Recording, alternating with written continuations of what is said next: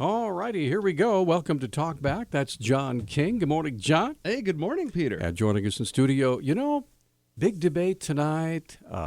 Elections coming up pretty quick, and we have a representative from the Political Science Department of the University of Montana, Professor Chris Muste. What should we talk about today? I haven't the faintest. There's nothing going on. Really hard to talk about stuff. Yeah. All right. So, where are we right now? We've got the final debate tonight. Final debate tonight. All right. So now, do you sit down with your students? Do you get together with them over like coffee, or if they're old enough, wine or a beer or whatever, and say, okay, we're going to watch this debate? Then do you tear it down? What do you do? I would like to watch the debates with students, but I generally don't.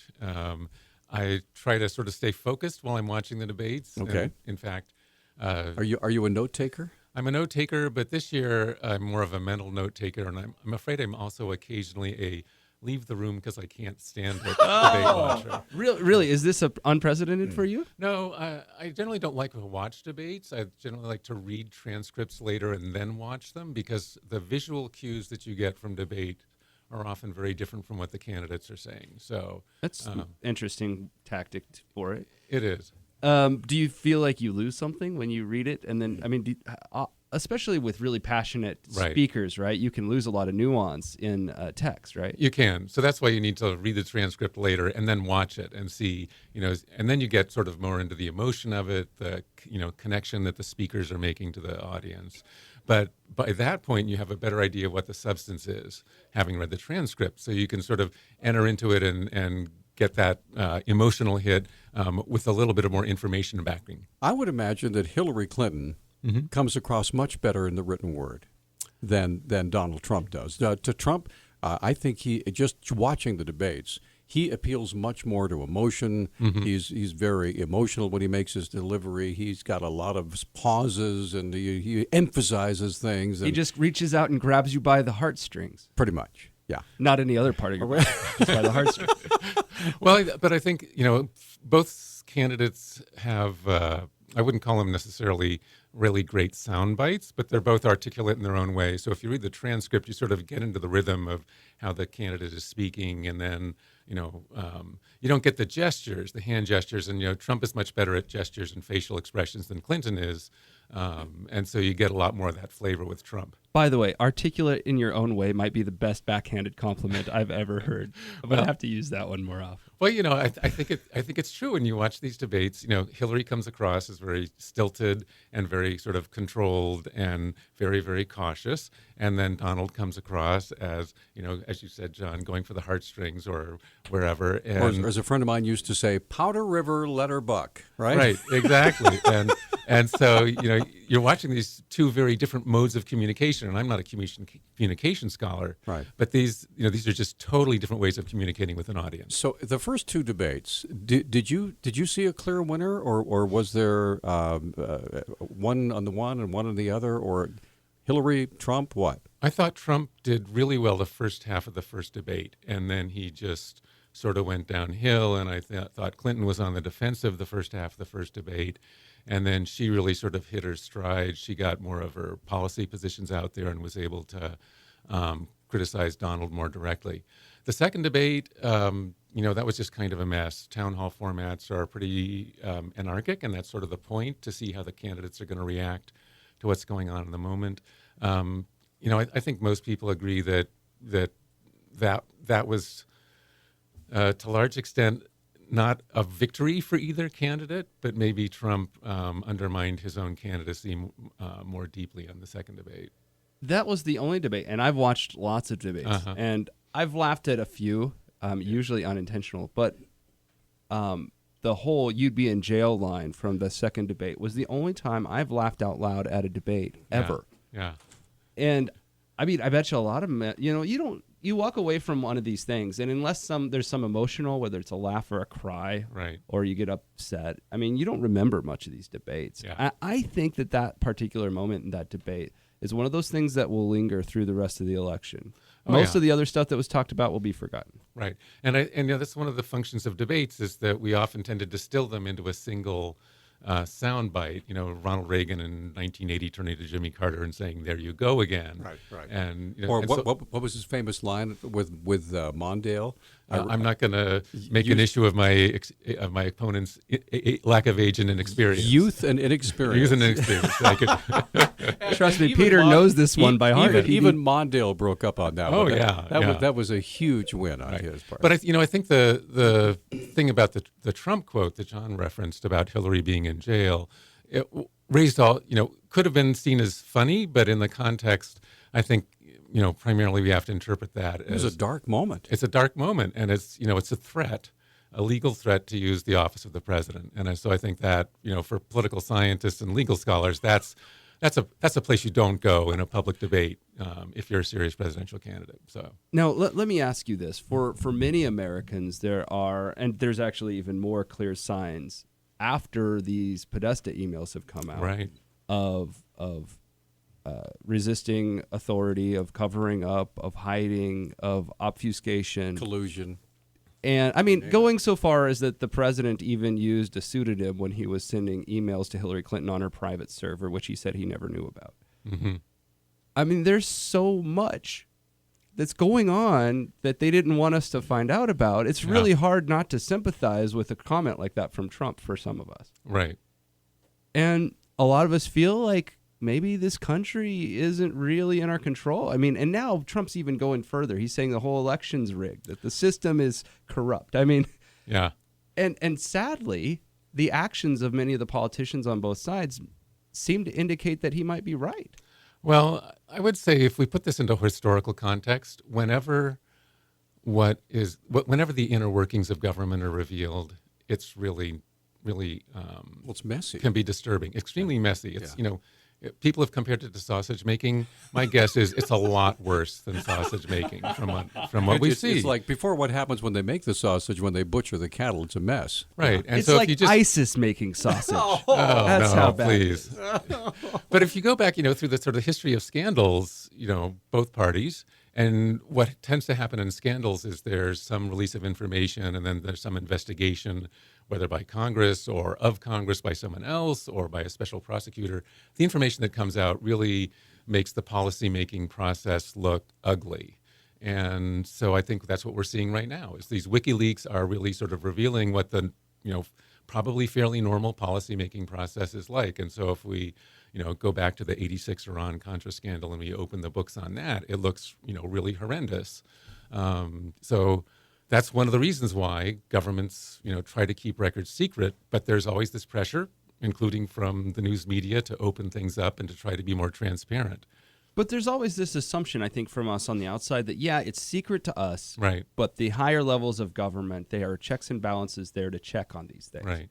But over and over and over again with Hillary, it seems like whether it's Sandy Berger smuggling letters out of the Library of Congress in his shoe, right, or it's emails being deleted and then bleach bitted away, even when it comes to the checks and balances in the system at the higher levels of government, where people like Julian Assange and I aren't supposed to see them, things are being hidden from the checks and balances. Tell you what, we're up against a break. We're going to come back and talk about this. We have 4 lines open. 721-1290 is our number. 1-800-568-5309. It's my goal to make Chris a rock star today. If we get all 4 lines open, then he's automatically a rock star status. So if you have a question or a comment, give us a call. How do you think the debate is going to go tonight? KGVO and Talkback audience, who do you think has more to lose and more to win?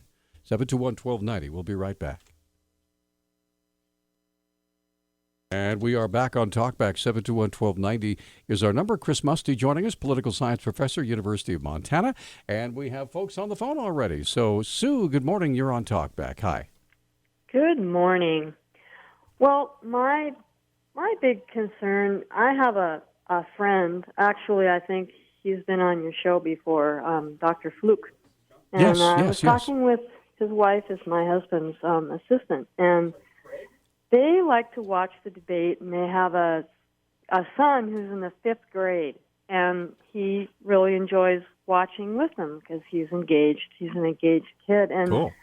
The last debate, he had to ask his parents, why is why is Trump calling her a liar, and why is he saying, these horrible things about, lock her up?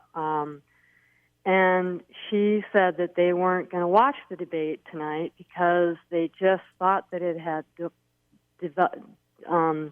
evolved into just, craziness. Into just ad hominem? Yeah, and I think the thing that worries me and what I've been hearing in the news is this is really turning off young people. They're just kind of like, we're out of here. This is crazy. And now, Sue, those let are me the ask people that we need to not lose because they could, make the difference in the election. And I'm also worried about this voter fraud. I have been a poll watcher, and I'm going to be working as an election judge at the polls on Election Day, and it really makes me angry. I just saw Jeff Essman on TV, the chairman of the Republican Party or something, and he's fanning these flames of voter fraud, and it just really makes me angry because it's a total affront to the Secretary of State's office, who works really, really hard to have the elections run smoothly, and so it just really makes me mad.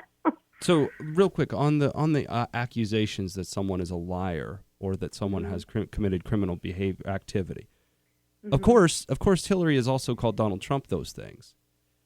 My question for you and the rest of America is, if any of this is true, shouldn't that be part of our, scales for weighing whether or not someone is fit for office? Well, By the way, both of them are liars. I think I'm pretty firm ground on saying that. I think that's the frustrating thing about this whole thing is that neither one of them are perfect candidates. And but I guess when it comes down to is this morning I was watching the Sunday morning or the CBS news program, and John Kasich was on. And boy, how refreshing was it to watch him talk about the issues and talk about what's going on with the TPP, the trade thing, and other issues. And you mean there are actual issues involved in this campaign? I didn't realize that. Yeah. Right. Well, and I guess that's except for really the blood shooting out me. of people's eyes that was discussed earlier on in the campaign. Yeah, I'm just afraid people are just going to get sick and tired and not go vote, and that's what is so sad about this whole thing. All right, thanks for your call. Anyway, we're going to let Chris comment on that. What do you think, Chris? Well, Sue, I think you raised two valid points. From my perspective as a political scientist, I think there's room in debates for discussion of the other candidates and whether they've made misstatements or lied or whatever. But I totally agree with you that I think the debates this year and in general the campaigns and the way they've been covered has really pushed issues maybe way too far down the ladder. And so we haven't had a good discussion of policy, what the candidates would do if they're in office, where they stand on the issues. And this goes back, I think, to the first set of debates, primarily on the Republican side, where the format was set up because there were 10 candidates that allowed candidates to talk over each other. It created a situation where candidates who were willing to be more sort of outrageous got more microphone time. And so the moderators didn't clamp down both on interrupting and candidates taking too much time. They need to have a kill on switch. The issues. So the issues just went away. Exactly. I can't believe they don't have a kill switch this year. They need to, because at some point you gotta push that on the candidate. So I'm interested in this theory that it's the Republican primary debates that set this stage, because it's clear to me that the biggest issue for Republicans is that Hillary Clinton doesn't get elected, and the biggest issue for Democrats is that Donald Trump doesn't get elected. The biggest issue of this campaign season is that the other person is so horrible we can't possibly allow that, and we'll get this wishy-washy gray thing to go in and fill in for 4 years before we get a better option. But John, I would say my concern is that the debates have contributed to this sense of people on both sides of the aisle that there's something fundamentally wrong with the person on the other side who's running on the other side, and not with their policies. So if you ask a Republican, what would Hillary do about health care? What would she do in foreign policy? If you ask a Democrat the same question about Trump, they have probably much less information in this election than they would have 4 years ago. Well, here's the great point, and the reason why it is so hard for us and why lying seems to be such an issue. You ask any Democrat out there, where does Hillary really stand on the Trans-Pacific Partnership? They don't know. They don't know because she keeps telling us different stuff. And when she's telling us one thing, she's telling banks another thing. Right. And so we don't know. And the same thing with Donald Trump. What's your real position on this or that? Okay, we've said both. We're going to take a break. Mark and Craig are both waiting, and Chris Muste, political science professor at U of M, joining us. We have 2 lines open. We're going to keep this conversation going all the way till 10 o'clock, so give us a call. And we are back. 721-1290. Go ahead, John. By the way, you just heard an ad for Sandifer. He'll be on Talkback tomorrow, so Get your judicial questions ready. There you go, if you have some. Okay, so let's get back to the phones. We have 3 minutes before our hard break. So, Mark, you're on Talkback. Go. Hello, Chris. Until we get rid of the electoral process with the better system, I hate gerrymandering, and I think there should only be 2 shapes, either circle or square. So what do you tell your students about gerrymandering in more populous states? Okay. I'll listen off the air. Thanks for the call. Great. Thanks for your question, Mark. That's a really important issue in legislative elections, whether we're talking about Congress or the state legislatures. My perspective as a political scientist is that this is in too many states, and the red example is Texas and the blue example is California. The process is too partisan. And so the consequence is that the party that's in control draws districts to advantage their own party. And it was here in Montana not even 10 years ago. Well, it's happened in a much milder form in Montana. 10 years ago, the Democrats got a favorable map, and 20 years ago, the Republicans got a more favorable map. So it switched back and forth. But in Montana, we have a pretty good system where we have a commission and it's nonpartisan. So I think we need to focus on creating some kind of mechanism, whether it's a nonpartisan system or what, that does a couple of things. One, it tries to create competitive districts so that you and I have a choice, so that the difference between the Democrat and the Republican can be more sharply drawn. We have a much more realistic chance of having our vote tip the balance in an election. And I think we also need to have districts that are more balanced demographically to the extent that that's possible, but definitely less partisan and less protecting incumbents. That's the other thing that drives me nuts about redistricting is protecting incumbents, because the incumbents are drawing the district lines themselves. Absolutely. There's lots of things that protect incumbents, but when you try to make places more fought over, I mean, can't you actually make an imbalance by trying to force a balance that doesn't exist? Like, if I go to eastern Montana and try to make democratic areas, it's going to be a lot harder. I mean, really going to have to probably draw a line from Missoula out there. Right.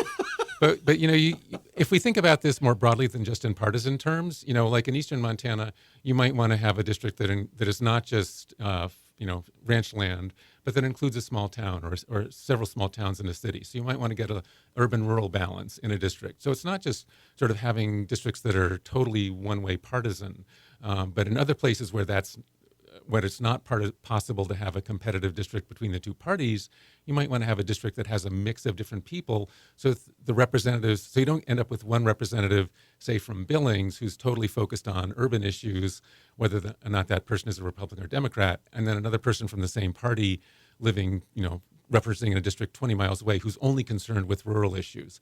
It's better if more of our representatives are representing more issues, more different kinds of people, and that includes not just partisanship, but other aspects of our lives. And in the 20 seconds before we have to go, I'll just make one quick parting shot, and that is that it just seems like nobody is nonpartisan anymore. You know what I mean? So we'll talk about that when we come back. We can talk about that. I know you wanted to jump in there. I do. So we'll let you do that. Craig, if you'll hang on, we'll get to you right after the break. Stay with us.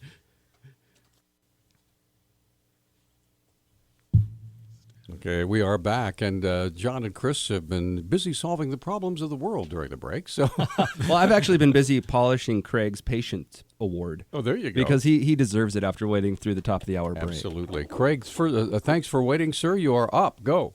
You bet. Thanks. So I just had 3 quick comments in regards to the biased press. If anybody doesn't think they're biased, just watch the last debates. The moderators just hammered on Trump with his 11-year-ago 11-year ago, filthy talk. Indiscretions, yes. Yeah. Exactly. And yet Hillary Clinton just almost got a pass from her whole email scandal that literally is a good possibility of security, our nation security risk. Well, Craig, let me ask you a question, Craig. Do you believe that Chris Wallace from Fox News being the moderator tonight, that may change, that both will be treated more fairly? I hope so. I really do. I hope that, I'd just like to see fair and balanced media scrutinize them both. That's all I'm asking for. And it just doesn't seem like our press in this country is like that. They're horribly biased on the Democratic Party.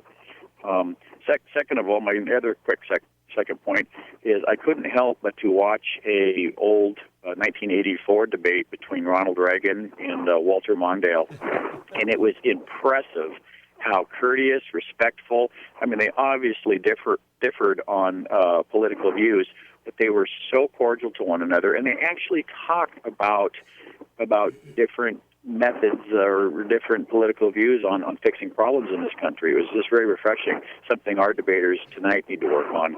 And then my last point is, I really feel that these politicians, especially, well, they all should, somehow they need to be held accountable. I mean, these people get up and just promise the world, and as soon as they get into office, it all goes out the window, and I just think that's wrong for the American public. All right. Thanks, Chuck. Thank you. Appreciate the call, sir. So, Chris, what do you think? Well, there's been a lot of academic studies trying to investigate the issue of bias, and one of the challenges is defining what bias is. If there's a scandal that has occurred, as did with Donald Trump in the leak about his conversation with Billy Bush before the last debate, it's really the responsibility of the press to go after that and to push that as hard as possible. And so I would expect in this debate that we're going to see a lot of really tough questions about Hillary Clinton. Hand in the air. Hillary Clinton and the leaks the WikiLeaks that have come out about her emails. So, when the press really has a responsibility to go after these, and I think there's a perception that the moderators in these debates have either generally gone too easy on both of the candidates or been too tough on one candidate or the other candidate. So, I think that in general, when we look at the press coverage of candidates, if you define bias as being more critical of one candidate, then yes, you'll see bias, especially if you look at specific instances or specific debates. If you define it as trying to, sort of get at the truth and focus on understanding or unearthing scandal or lying or misstatements by candidates, then the journalists are going to go after whichever candidate seems to have the biggest problem with the truth. Well, here's the thing that I think is really interesting. Let's talk about Montana. Yeah. Okay. I did an interesting story. It's got some national coverage about the governor flying to Missoula to go to a concert on the public dime, right? Never paying the public back, right? As far as I know, no major publication has talked about this story. The only reference they made to it was a story out of the Great Falls Tribune in response to my article, where I was called Republican radio or something like that in the lead sentence. So it looked like it was manufactured by the governor himself in a partisan radio interview. Right. Yeah, and exactly. If this was if it was a Republican, I totally feel it would be a different story. Yeah. I feel that every newspaper would be going hard after this. Same thing. There was a big story. 2 people have lost their jobs already over a story that most Americans have never heard of because it's not been covered by the nightly news of voter fraud attempts that Project Veritas has covered. I'll play a couple minutes of the interviews that they have, but these are bootleg interviews of people discussing how they're going to bust people in and rig an election and use people that aren't naturalized citizens to vote to get the number of votes they need for a particular bill. And, there's a whole bunch of stuff out there that most Americans don't know because most media doesn't cover it. And then to the Trump point, the whole Billy Bush thing, which I saw this coming a mile away. The guy is a cad. But what Donald Trump did and all this stuff, it should have been out in our ears a long time ago. That's right. MSNBC held on to the video That's right. until right before the the night that they're going to do their debate. And do not tell me that there was no collusion between the network and the Clinton campaign saying, the best time to release this would be maybe just before the debate so that we can take full political advantage. In my opinion, that is the God's honest truth. Well, it's even worse than that because it was the one that MSNBC itself moderated. They dropped it right before that one. Right. But let me just interject here. So one of MSNBC's primary goal as a profit-making organization is to make a profit. Yeah. So what better way to raise interest in their own debate than to have a sort of self-manufactured or at least self-fostered scandal right in front of the debate? And so, I think one of the challenges in our media system is the media in the United States is almost exclusively privately owned, and that means that they're profit-driven. And whether that includes, talk shows on CNN and Fox that turn into shout fests and are more entertainment and don't shed that much light, or whether it's a news media organization releasing information that then raises massive interest in their debate. I think we've got to also factor in the issue of the commercial interest of the news organizations. Well, commercial interest aside, look at CNN has held a redacted 5 minutes or so from a Paula Jones interview for over a decade where she discusses Hillary Clinton's role in that scandal. Mm-hmm. That sounds like a moneymaker to me. It could be. I don't know that particular story, so I can't comment on it. We're up against a break. So, okay. And you are now officially a rock star, dude. Uh-oh. All four lines are full. We've got Lee, Mike, Rocky, and Dave, and everybody wants to jump in and talk about this. 721-1290 is our number, and that's what we like, is a differing of opinion and letting folks say what's on their mind. We'll be right back. Okay, we are back. 721-1290 is the number. Unfortunately, all of our lines are full. Yay! We do have Facebook, but rockstar Chris Muste is ready to take your calls. All right, we are. I'm gonna ask the boss. We need to commission a T-shirt so that when they get four lines going with you, you walk away with a T-shirt. So there you go. I like it. All right, let's get Lee on the line first. Lee, good morning. You're on Talkback. Go ahead. Yeah, good morning, gentlemen. Hey, so I think we can all agree that just from what you guys are talking about, there's a lot of lying that goes on. Proven lies for all these candidates, and not just this election, but all previous one, correct? Wouldn't you think so? Define lot. No, lying. But a lot. You said a lot of lying. I would say. Oh, most candidates. One thing after another, as they find out that after the fact checkers do the fact checking and all that stuff. So I would say we're in much worse territory than in the past. Okay, so my point here is that the description of slander, the action of crime of making a false spoken statement damaging to a person's reputation. Why can't any of these people, the candidates, be sued for slander? It happens all the time in your celebrity rags and all that stuff. Yep. But why is that not allowed, or why doesn't anybody ever go for that direction? So there's two answers to that. One is if you sue, it may make you look like a sore loser. But the bigger reason is that you can sue, you can file a lawsuit, but the courts have held that if you're a public figure, especially if you're a political figure, that speech criticizing you is protected speech under the First Amendment. And there are different levels of protected speech in the First Amendment. The highest level is political speech. Right. So it's almost impossible to prove slander against a political figure in the United States. Okay, I was curious about. All right, thank you. Good Thanks for the call. Absolutely. Moving right along. And also, it's really hard to have slander against these two because so much of what they say ends up being true. All right, let's get Mike on the line. Hi, Mike. Truth is the ultimate defense. What's up? Hi, thanks for taking my call. You guys brought up some great points about the media bias, about fact checkers. The facts are right, but it's what they report on. I still remember the days when Bush's poll numbers kept going down, and it was a nightly event on the news. They heralded the fact that the opinion polls for George or for Bush's performance were kept going down, and can he ever regain his popularity? And now I don't even know what Obama's popularity is. It's up there pretty high, actually. Oh, I'm surprised I don't see that every night. His approval rating is pretty high. Who, President Obama's? Yeah. Oh, yeah, he's been able to look. I mean, put him against these two clowns. He looks amazing. Well, and you raise a good point that when the president's popularity or favorability rating or job rating is declining, the media like to report it. Oh, the president's in trouble. The president's having difficulty. The president's not going to be able to get anything from Congress. That was true of President Bush. It's been true of President Obama. But as John said and Peter said, Obama's ratings have gone up substantially in the last year and a half. And we haven't heard that story because does that traditionally happen when you're a lame duck? Well, not just when you're a lame duck. Virtually any president in the last 2 years and the one exception was President Reagan, because that's when the Iran-Contra scandal broke. Right. But even at the end, I think the last 6 months of his administration, his favorability ratings went up. Right. Hey, thanks for the call, Mike. One sec. Okay. This election season has lasted 2 years. I've had to watch these two yahoos.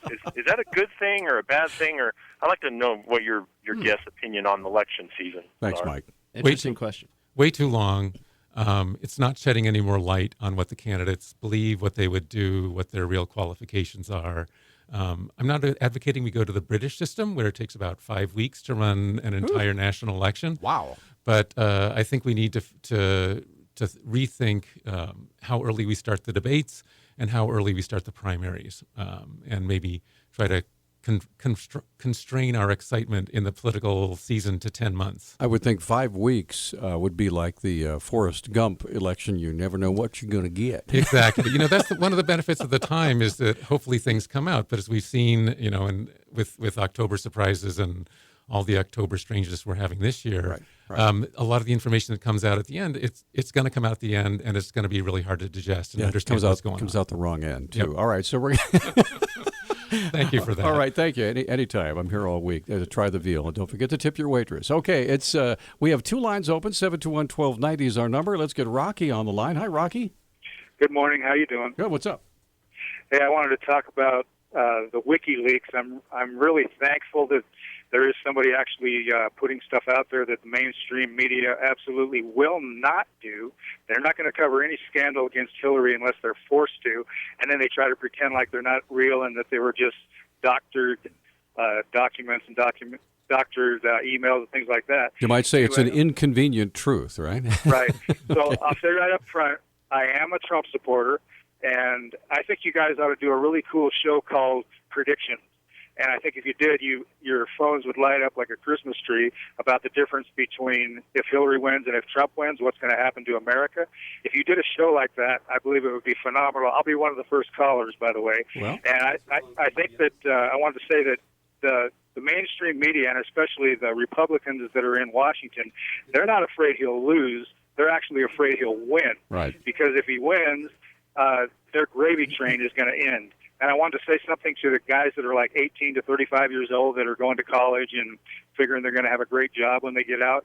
You better think about who you vote for, because one of these guys is actually a businessman who knows how to create jobs. The other person is one who does not like America and is going to destroy America, starting with our First, Second, Third, Fourth, and Fifth Amendment. And I'm not just speaking BS. This is truth. So anyway, think about it when you go to the polling booth. If you want a job, don't vote for Hillary. Thank you very much. Goodbye. Thanks for the call. With that, we're going to let Chris respond to that when we come back from the break.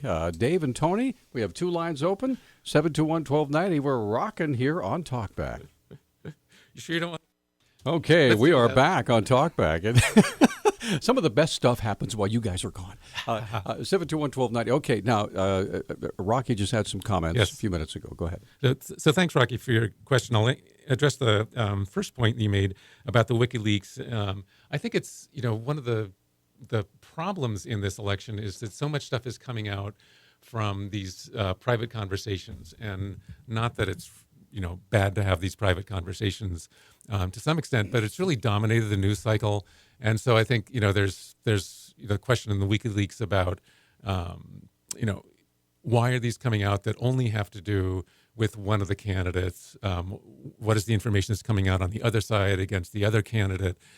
And we don't have time to really vet these sources carefully. So, if it's a complicated situation, for example, the whole discussion between the State Department and FBI about Hillary Clinton's emails, how normal is that? To what extent is that something that goes on regardless. The person in the State Department who made that call or contacted the FBI has said that this is the kind of stuff that he's done since he's been in office, and he's served in both Republican and Democratic administrations. So that's part of his job, is to negotiate the confidentiality of information, because they have legal obligations under the Freedom of Information Act. So I think we're in this sort of really complex territory, and we have 20 days left to figure out how these things are going to play out and what we should think about them as we go to vote. I think that too. I feel that I'm just seeing the tip of the iceberg. Mm-hmm. I mean, having an FBI guy ask for a better position if he changes the classification level of an email for a candidate for president to a secretary of to someone in the State Department after that former Secretary of State is now absent, it leaves me wondering, how well will these departments function? You know, even if these people aren't involved, it seems to me there's a lot of problems with the system, you know, aside from just Hillary Clinton being in charge of things. Right. But part of that, you know, if you study bureaucracies, part of this is just the normal give and take, because they're under pressure, different kinds of pressure to do different things. So, you know, State Department and FBI, they're both under pressure to keep state secrets secret. So you don't want information out there that's damaging to the country. And that's the nature of the conflict against or criticism against Hillary. At the same time, they've got obligations to you and me for transparency under things like the Freedom of Information Act. So all these kinds of negotiations go on all the time, but we never see them. So when we see them in a context like this, it looks really, really bad. But if you're in the State Department, I mean, this guy's job, part of his job is to make these kinds of negotiations. And as I said, he's been there under Republican and Democratic administrations. So, you know, who knows what he did under the Bush administration? Who knows what he did under the previous Clinton administration? That information is not coming out. So as you said, we're seeing the tip of the iceberg. We don't know what the rest of the iceberg looks like. But here's the difference, right? Under other administrations, as far as we know, no one used a private email server, got caught for it, had to change the status of their mail so that they wouldn't get in more trouble after they had told the public that they didn't send any classified emails on the non-classified server, which they did. I mean, that guy doesn't have a job to cover up for Hillary Clinton, right? He has a job to set the classification level of it. And when he was asked to change the classification levels of it, he said, I will do it if I get a better job. That's the quid pro quo stuff that freaks people out. Well, I don't think the issue is whether he's going to get a better job. I think he was asking the FBI about, or the FBI was asking him about placing their some of their agents in theater. And so I don't think that was the nature of the quid pro quo. To my understanding, was about a job. The placement of the agents in a different theater. Right, yeah. So I thought people have interpreted that as a promotion for the agents. No, not for the agent, for that agent himself. No, this was about, I think, whether or not, and it was where these agents were going to be, like, could they be in an embassy somewhere else? Right. Not whether they were going to get a better job placement, but geographically where they were going to get placed. Okay. I would say the other thing, just one about. Go ahead. No, that's all right. So I was just going to say one more thing that, you know, you mentioned the email server. So as I said before, one of the things about this is we don't see, and you said that we only see the tip of the iceberg. So one of the things we know about Colin Powell, when he was Secretary of State, was that he had a private email server. Yeah. And, you know, one of the defenses that Hillary Clinton has used is to say, well, you know, I emailed Powell and Powell emailed me back, and he said, you know, he used this he did use a private server. And so, have you read his emails? Right. I've read the email, but you know, we haven't had that investigation. As you said, you know, there were these questions to Clinton. She answered them. She said there was nothing that was confidential on this. And then as we've had more investigation, that has unraveled. And we just haven't had that in the case of Powell. So we don't know what the rest of the iceberg is. Sure. There may be absolutely nothing there. A caller just made a really good point. And I believe he's right. Okay. That Colin Powell didn't set up his own private server. He just had a private email account. Right. Which is quite a bit of a different beast.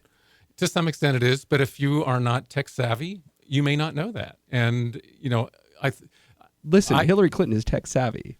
She may be, or to set up a private server to bleach bit your account. That's not something Peter knows how to do. He can barely program his phone. Your average 60-plus human being in America can't do these things. I'm still working on my VCR, okay? But I'm quite certain that Hillary Clinton does not how to bleach bit an account. I mean, she paid for it. 2 weeks ago, we didn't know what that term meant. So I think that but Hillary somehow knew to go get someone to do this. Well, or her staff did, but I mean, Powell's. If you read Powell's email, he's pretty clear that he tried to set up he made an email. He got an email account where the emails would not be retained. There would be no record at all. And by Clinton getting a server, those records were retained. Yeah. And to some extent, this is like Richard Nixon having tapes. That if you don't have if you don't keep documentation of what you're doing, nobody can investigate them. And that's again why the erasure of Clinton's emails by that poor guy working for the email server company late is again so controversial and makes this whole thing smell worse. Before we go to break, I just wanted to remind everyone that Christopher Muste just said that Hillary Clinton's email scandal is just like Richard Nixon having tapes. I don't think I said and just a lot like. a lot of people feel just like that. I think there's an analogy, but not that one. Okay, we're going to come right back. 721-1290 is our number. Dave and Tony, you guys are going to be up next. We have 2 lines open. Love to have you get in on this. We'll be right back. Okay, we're back. This is Talk Back. 721-1290 is the number. And, of course, Chris Muste is joining us this morning, political science professor, University of Montana, John King, Peter Christian, and you. And you have the tapes and the server. So tell us what you think about them. I do? Okay. I don't know what to do with them. I can't open them. Well, don't edit them and then let people catch you doing it. Oh, fine. Okay. That's usually a bad idea. Let's get Dave on the line. Dave, thanks for holding. Go ahead, sir. Yeah, good morning. First off, I'd like to tell you I'm a cynic when it comes to government. Okay. I believe someone like Johnson, Ronald Reagan, Nixon, Bill Clinton, they all should have probably spent jail time. But there's lying and then there's lying. And what bothers me right now isn't the corruption of government, but one politician who says he wants to waterboard citizens and he also wants to do tribunals for citizens. And these are actually advocating violating the Constitution. Now, I don't understand. There's breaking the law, and then there's advocating breaking the law. And why should we? How can we vote for someone who actually wants to tear the Constitution apart? It's a good question. Okay, Chris, did you want to respond to that? And thanks, Dave. Well, I'd say that's one of the reasons that Donald Trump has even higher negatives than Hillary Clinton does. Is that as John said, he talks off the top of his head often, and sometimes the things that he says raise these fundamental questions about what he would be like as commander-in-chief and head of government.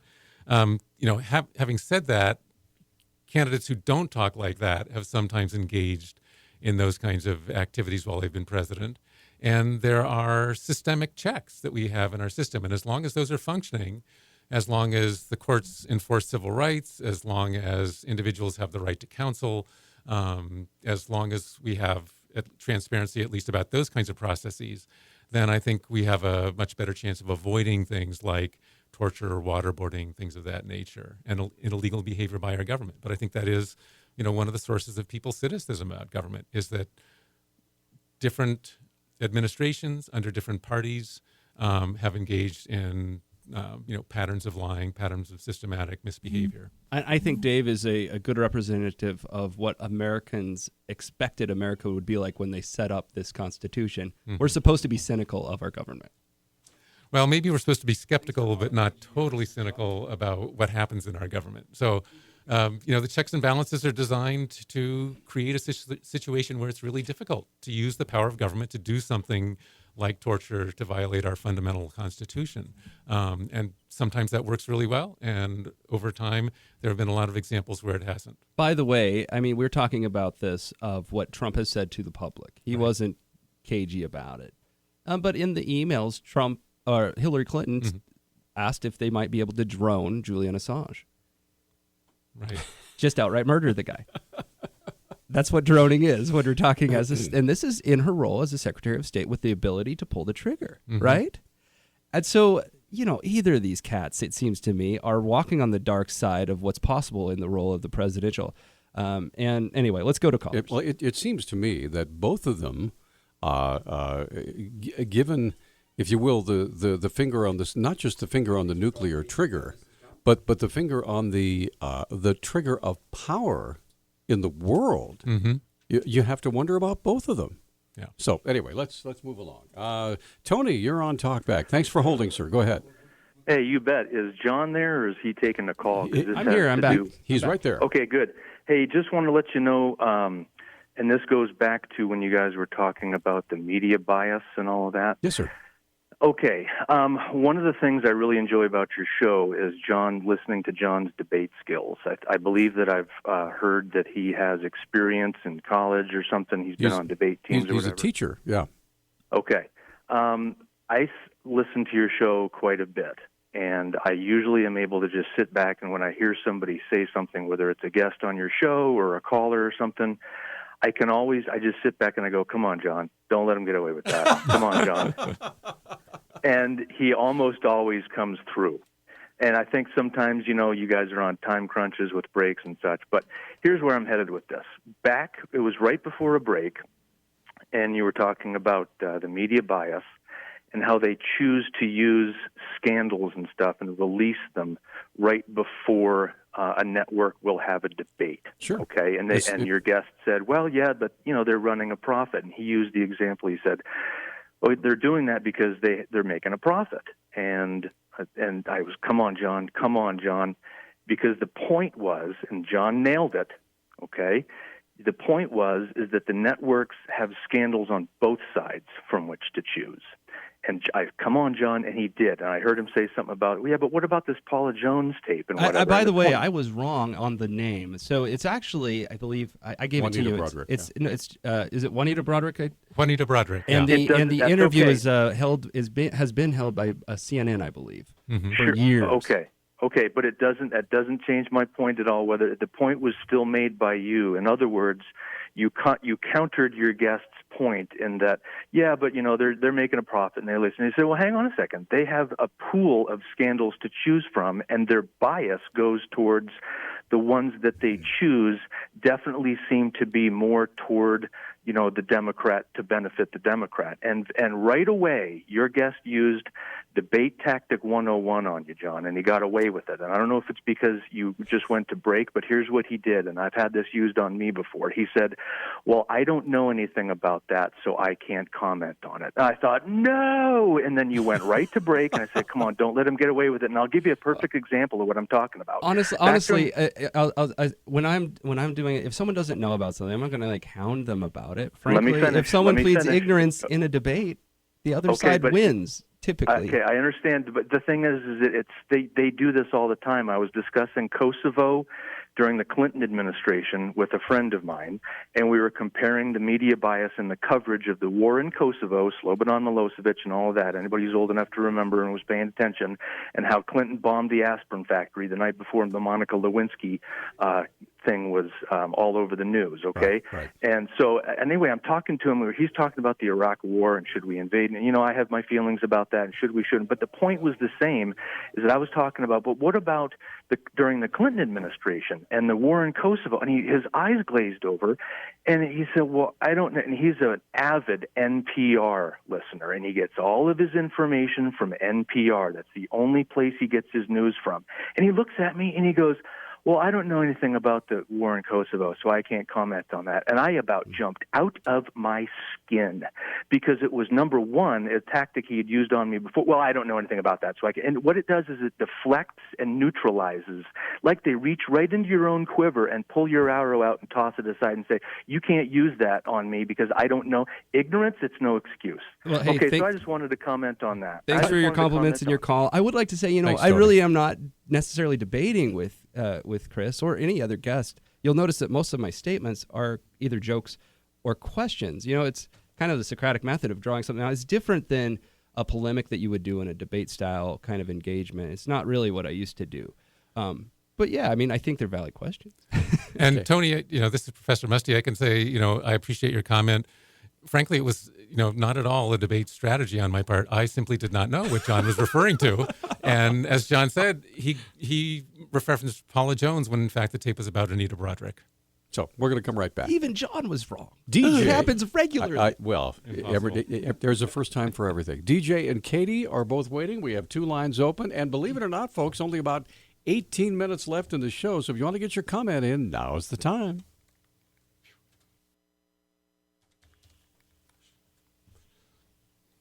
We're back. This is Talk Back, 721-20 1290. I can still do it. I can still talk a minute. Okay. We have all four lines humming. We've got DJ, Katie, Marilyn, and Tony, and a Facebook comment. Yeah, Brian says, to claim that there's no media bias is to ignore the improper relationship between the Clinton campaign and media elites that coordinate with her operatives and the reporter pool that gives the campaign editorial privileges. Perhaps the professor would prefer the term collusion rather than bias. This is from Brian. Okay. So I think what Brian's referring to here is in a lot of the emails that have been leaked, Right. they show journalists talking with people on Clinton's campaign, giving her the questions in advance or allowing them to phrase the questions for the journalists that are supposed to be asking these Potemkin Village debate-style speech and discussion sessions. And, you know, for a lot of people, it's just like, oh, man, there's too much collusion It's here. a show. Mhm. It's just a show. Well, I think in some past debates, there's been questions about whether different candidates have had, advance notice of at least the general topics. And, one of the problems here is that we no longer have the old League of Women Voters Debate Commission that set up the debates and set really strict ground rules. And again, this is one of the things that we know is happening on the Democratic side because that's the nature of the WikiLeaks. We don't know what's going on sure. the other side of the aisle. By the way, I think think it's the job of people like campaign manager, the communications manager for a campaign to be talking to the media, to be trying to suss things out all the time. And so we're seeing the sausage getting made on the Clinton side of the campaign, and it is not very appealing. And we simply don't know if the Trump campaign is, or if Republican campaigns in the past have had the same kind of opportunities. Well, and also too, it's about what you pursue, right? Mm-hmm. To get the information that I got for the governor's plane trips and who was on those planes, and when he flew those things, I didn't have the money to buy them. I couldn't get them myself. Yeah. To process the FOIA request, even I couldn't do that myself. So for low-end journalists like myself who pay no rent, basically, to get this sort of information, you have to have friends capable of getting that. You have to have resources. Yeah. All right, let's move along. We're starting with DJ. Hi, DJ. What's up, sir? Yeah, I want to make a comment on what you guys say about Donald Trump being evil and all that. How can you compare Donald Trump to Hillary Clinton? When Hillary Clinton stood right in front of the Congress and said, "What does it matter now? We got 4 dead Americans," and she was the actual boss of 2 of those Americans. How can you say that he is evil when you're comparing those 2 together? Well, evil I don't think is... Well, so first off, I'm a Presbyterian. I think all humans are evil. That's just kind of our philosophy on people. We believe in original sin. As a Reformed guy, I have no problem saying that they're both evil, on a metaphysical level. But when it comes to even the statement you just made, I'm not a Hillary supporter, but I think a lot of people take that statement out of context. She was saying, what difference at this point does it make that the Inquisition about what happened back then, is it changing the lives of people now? A lot of people interpret it, especially people in the Hillary camp, is that was what she was trying to infer there. And then other people are trying to read it in the worst possible way. Well, at the very least, it was horribly insensitive. Mm-hmm. It certainly was. And I'm not defending that it wasn't insensitive, but being insensitive isn't the worst thing. I mean, Trump was certainly insensitive when he was grabbing someone else's wife. Yeah. Okay, so let's move along and get Katie on the line. Hi, Katie. Hello. How are you guys doing? Yeah, good. What's up? I wanted to share something that I observed some years ago. I spent 7 years doing licensed child care out of my home. I had children from infants up till 10, 11 years old. And all the kids in the neighborhood would come through my house and go to school and back. When my youngest children were old enough to go into school, then I moved back into the adult world. And I was shocked to find out that the people in the adult world were using the same 4 basic, what I call the childish responses to, inquiries to try to determine their guilt or innocence on a particular event or, situation. The very basic level, the bottom, elementary level is nuh-uh, total denial. It didn't happen, I didn't do it, whatever. That's number 1. Where did the gummy bears go? Yeah, I don't know. I didn't see any gummy bears. Chomp. Yeah, go ahead. Number 2 was Johnny did it. Blame on somebody else for something that happened. Right, exactly. Number 3 is a little more sophisticated. It's Susie did something worse. Oh, yeah. That's a real deflection. It's like, why are you paying attention to this when, something else goes on? Well, that she you're drank not all the paying Kool-Aid. Right, yeah. Right. The fourth one is, you're not my mom. Ooh, wow. I haven't gotten that, but I have received "I hate you," or you get those things where the kid spites back that they want to sever the connection with you over We have this cleaning the room or conversation going on in the adult world using different vocabulary all the time. Well, you don't have the authority to charge me with this, so I don't have to discuss it. I was in a courtroom one time to pay a speeding ticket, and there was, another person in there saying, why are you pulling me over when there are rapists running loose? Because that's our job here. We talk about speeding here. We don't talk about rapists. Welcome to human nature. Are you here to confess to another crime? Hey, we have to make sure that when we're having these discussions that we don't slip into those childish responses. If we're talking about a certain person and a certain event or a certain accusation, let's stay on that and let's not deflect by saying Johnny did it or Susie did something worse. All right. Katie, thanks for the call. We appreciate it. And we're up against our last 1-minute break. Marilyn and Tony and Emmett, we're going to try to get you all on in the next 8 minutes, so keep it right here.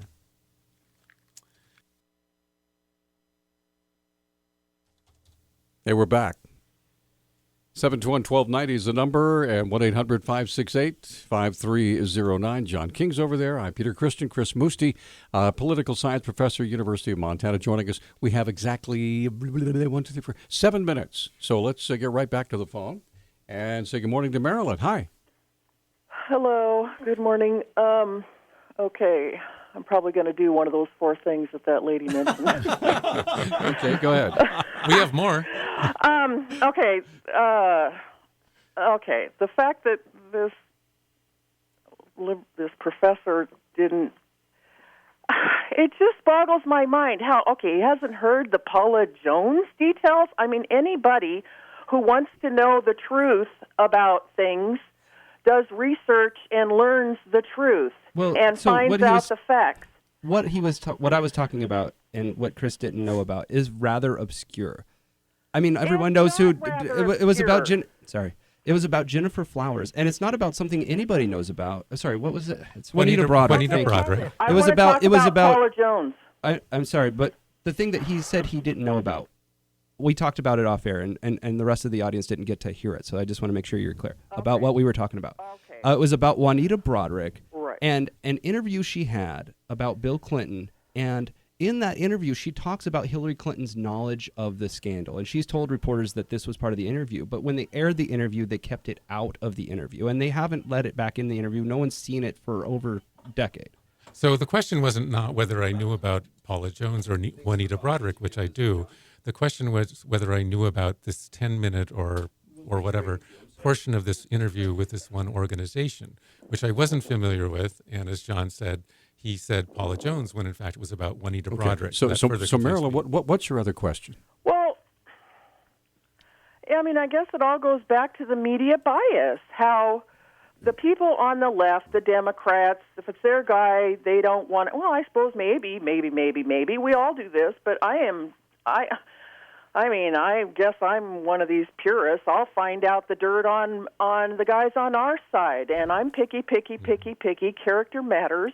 And it really bothers me when people don't want to seek out the truth about their candidate and try and make a better choice, a choice of character. And it just, the Democrats, they're just so, all of a sudden, they're just awash with morality and values and stuff when it comes to Donald Trump's talk. And yet the Democrats have taken us down the road to the gutter for years, and our culture is so horrendous now. And, I mean, we can't even watch TV for all the slime and corrupt and agenda that's on there, and commercials are even getting bad on radio and TV. We got 30 more seconds, and I got to let you go. Her actions matter more than his words. Okay. She has a whole history of obstruction of justice, crime and corruption, and people who are going to be honest with themselves about who our next president is need to find out what all of that All right. She's got a history of all that. Thanks, all right. Marilyn. Thanks, Marilyn. Appreciate that. Sorry about that, but we're just running out of time. So, Emmett, you're on Talkback. Go ahead. Very fascinating. I loved Marilyn's comments. They were absolutely spot on. But I have a question for the professor. Donald Trump has alleged that the game is rigged. It's the biggest rigged game in town. The election is rigged against him for Hillary. He cited, of course, the media bias that Marilyn supported. But I'd like to ask the professor what he thinks about rigged voting machines in the big cities, the electronic voting machines that look like ATMs, that I personally believe they're rigged kind of like you could rig a gambling machine. You don't rig all of them. We don't have a lot of time. I'll let him answer, though. All right. What do you think about the election being rigged? There have been a number of studies on this, and more legally important, the Bush administration looked very carefully during the 8 years of their administration, especially the last 4. They were looking for evidence of voter fraud when Alberto Gonzales was the Attorney General. And they found, I think, maybe one or no prosecutable cases of voter fraud throughout the entire country. And they directed all of the U.S. attorneys to look at this. So we think there may be, we don't know how much voter fraud there might be. I'm concerned about whether machines are programmable. But I think in most states, like Montana, we have a really good system in place. In most states, whether it's rural districts or urban districts, there are poll watchers and representatives of both parties watching the polls. And so I think we have actually in the United States a very high integrity electoral system. I kind of disagree. I think en masse, because it's so complex and there's so many different units and each state has a different system, it's impossible, I think, to commit wide-scale voter fraud. However, I think there is an act to try to make voter fraud happen in the United States or allow it. And you see this, for example, Virginia. The governor decides, we're going to let all felons vote. The Supreme Court overrules him. So the governor says, I'm going to go back and do it individually. Each one can vote again. Mm-hmm. This is a way to steal an election, it seems to me. California did the same thing. Especially when you know that felons vote 7-1 Democratic. It's on purpose. And when you see states rebelling against the idea of using a license or any kind of ID to vote, but are okay when you use it to travel. We're 30 seconds out. So I would say, this is partly in response in general to Republican efforts in the state legislatures to restrict voting, not based on the finding of voter fraud. As I said, the Bush administration didn't find any real voter fraud. To use voter ID laws, especially photo voter ID laws, to restrict voting because they thought that would affect Democratic constituencies more than Republican. So, for example, older voters like my mother are less likely to have ID than younger voters such as ourselves in this room. We're out of time. Chris, thanks so much. Thank you very much, Peter. Thank you, John. Thank you, listeners. See you again. Great questions.